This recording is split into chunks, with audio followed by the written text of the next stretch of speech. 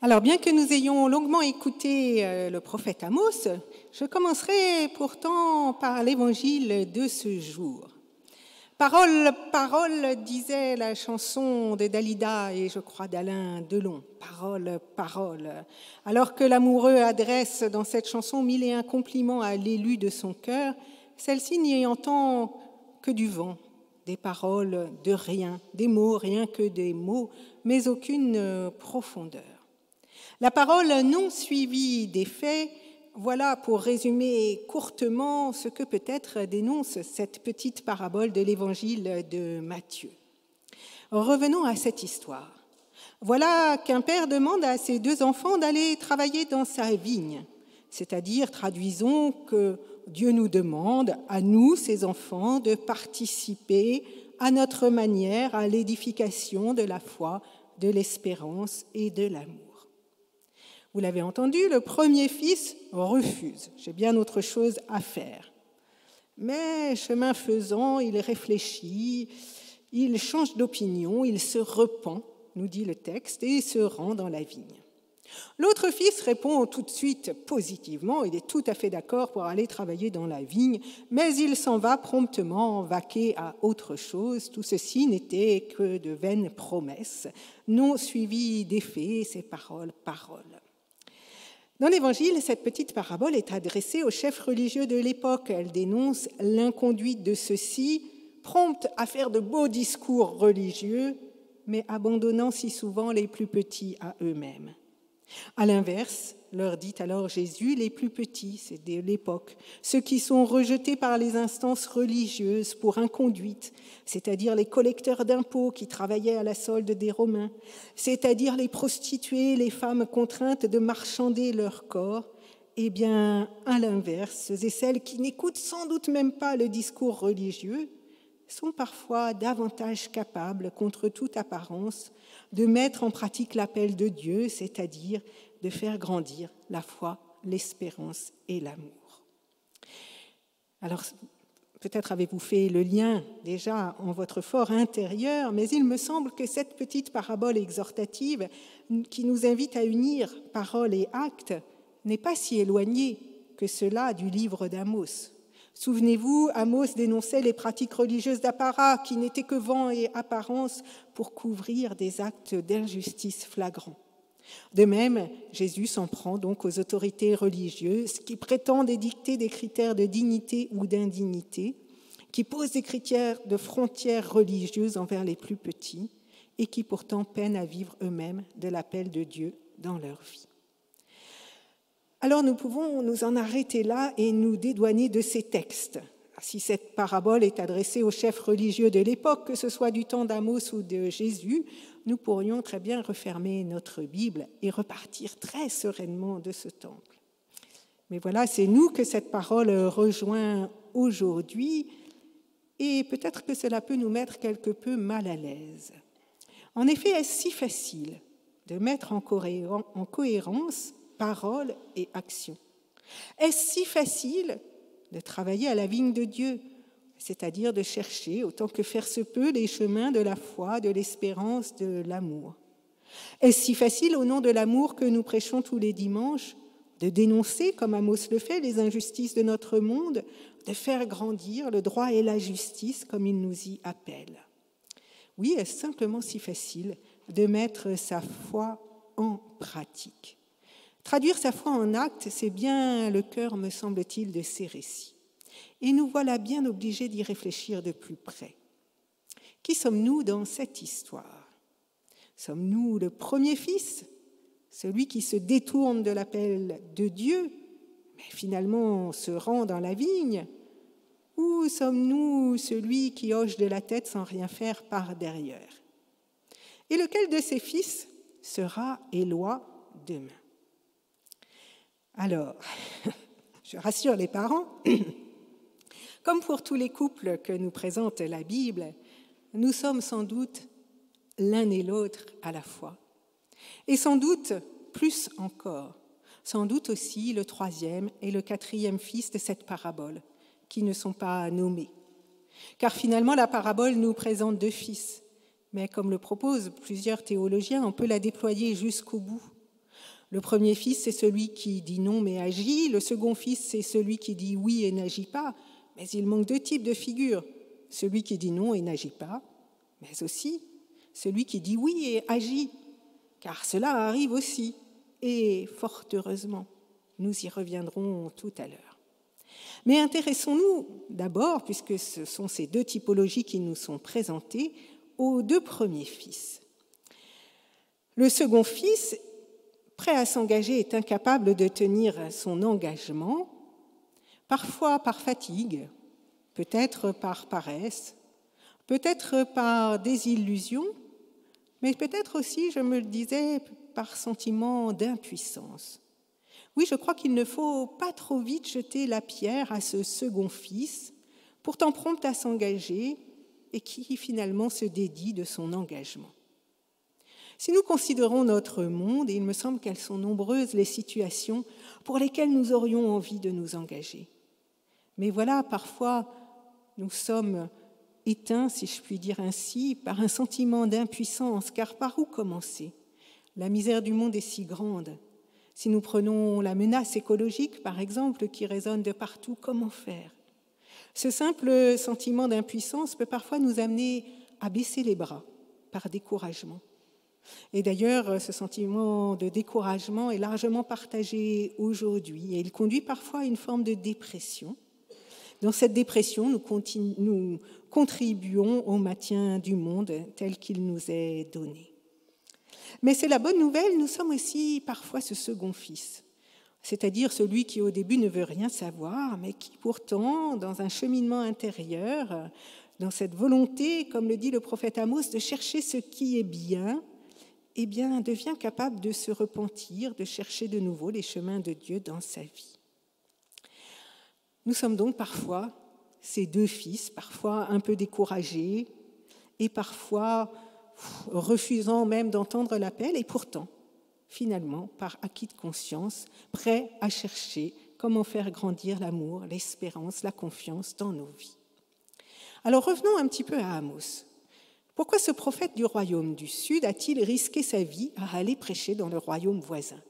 Pourquoi est-il allé ainsi jouer les fauteurs de troubles ? Pourquoi n'a-t-il pas simplement continué son métier d'éleveur de bétail dans le royaume du Sud ? Eh bien, je crois que si Amos se rend dans le royaume du Nord, en ayant entendu toutes les injustices qui y sévissent, s'il se risque à parler envers et contre tout, et c'est la bonne nouvelle de notre histoire, c'est qu'il y croit.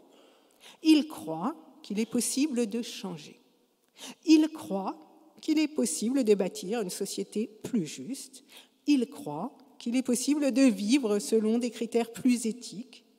Il croit qu'il est possible de remettre en cause des pratiques pour les modifier.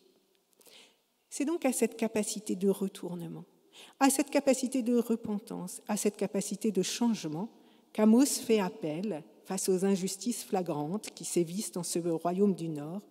Il appelle, oui, les uns et les autres à changer. Et c'est là que je trouve ces deux textes personnellement magnifiques, à la fois Amos et à la fois cette parabole de l'Évangile d'aujourd'hui. Ils mettent en avant la capacité qu'a l'être humain de changer. Sinon, cela ne servirait à rien de lire la Bible si nous n'étions pas capables de nous remettre en question à l'écoute de sa parole, de cette parole. Et cette capacité de changer ouvre la porte à l'espérance. Rien n'est jamais fermé définitivement. Nous avons la possibilité d'écrire les choses autrement.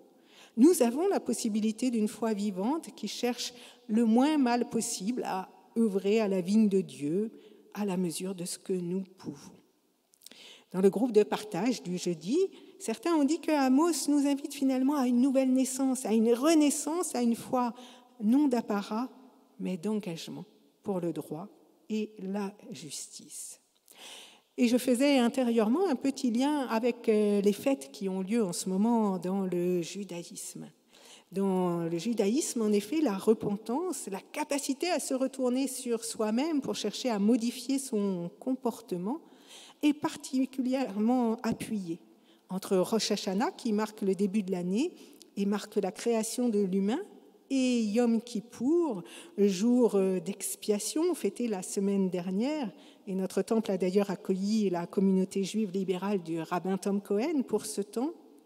Eh bien, entre ces deux temps, Rosh Hashanah et Yom Kippour, il y a 10 jours de repentance, de teshuva, 10 jours essentiels, car nous disent les rabbins, sans repentance, le monde ne pourrait pas tenir. Il sombrerait dans l'orgueil ou dans la désespérance. Ce qui fait, d'une certaine manière, la force et la dignité de l'être humain, c'est cette capacité à se repentir et à recommencer. Et quelle joie à la fin, lors du Yom Kippour, de partager la grâce de Dieu et l'appel à marcher en nouveauté de vie. C'est en ce sens que je trouve ces récits magnifiques. Lorsqu'Amos écrit que le droit coule de source et que la justice soit un torrent intarissable, il ne le dit pas simplement pour l'avoir dit, il le dit parce qu'il y croit tout simplement. Et l'image du fleuve intarissable est puissante. Elle dit l'élan de vie qui résulte du droit et de la justice. Et oui, il est possible de chercher à vivre, jamais parfaitement juste, mais de manière aussi ajustée que possible. C'est ce que nous avons vu cet été d'ailleurs lorsque nous avons médité sur le bonheur. C'est vrai, il y aura forcément toujours de l'insuffisance et de l'inabouti, mais nous pouvons refuser de baisser les bras individuellement et aussi collectivement. Et c'est pour cela, je crois, que le livre d'Amos se termine sur cette note positive que nous avons entendue, ce chant d'espérance d'une humanité réconciliée.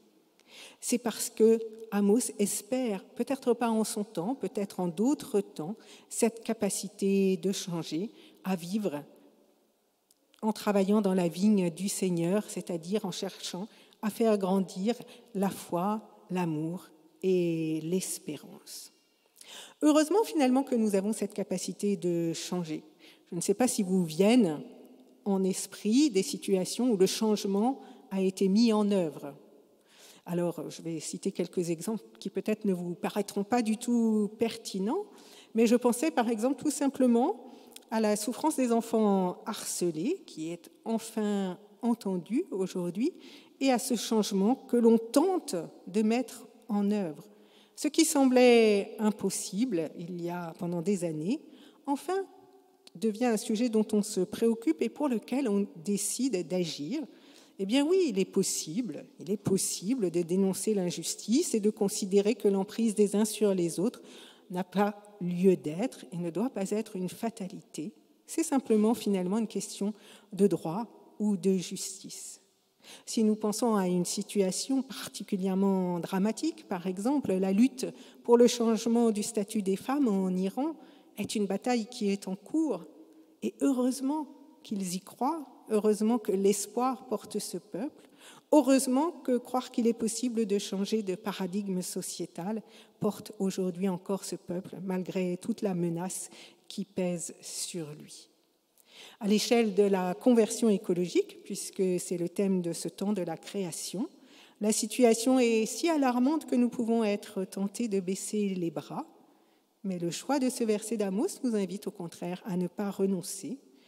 Nous pouvons chercher collectivement et individuellement à avancer d'une manière qui sera de toute manière imparfaite, mais qui sera cependant bien réelle.